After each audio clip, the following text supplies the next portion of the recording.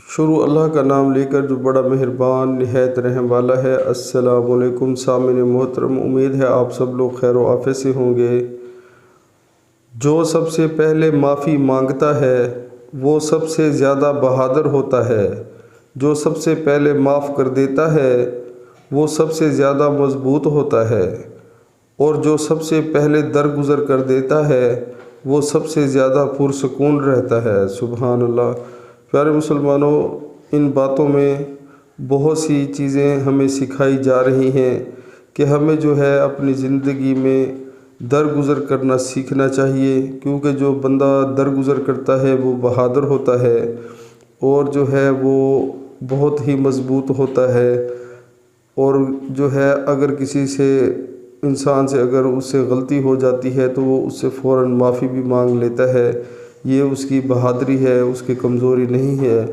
تو پیارے مسلمانوں، ہمیں بھی چاہیے کہ اگر کسی سے کوئی غلطی ہو جائے ہمارے بارے میں تو ہمیں فوراً اس کو درگزر کر دینا چاہیے، یہ ہماری بہادری ہے۔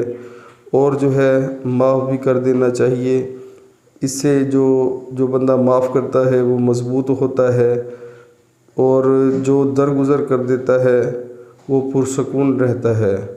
سبحان اللہ۔ تو پیارے مسلمانوں، ہمیں چاہیے کہ ہم ان تمام باتوں پر عمل کریں، انشاءاللہ ہمارے دل کو بھی سکون رہے گا، اور ہماری جو ہے زندگی آسانی سے گزرے گی۔ اگر ہم چھوٹی چھوٹی باتوں پر درگزر نہ کریں تو اس سے ہمیں خود ہی پریشانی ہوگی، اور دوسروں کے گناہ جو ہیں یعنی کہ کوئی غلطیاں ہوتی ہیں انہیں جو ہے ہمیں معاف کرنا سیکھنا چاہیے۔ دنیا کی زندگی عارضی ہے اور آخرت کی زندگی ہمیشہ رہنے والی ہے۔ دوستوں، یہ جو ٹائم ہم گزاریں گے یہ ہمارا سارا لکھا جا رہا ہے۔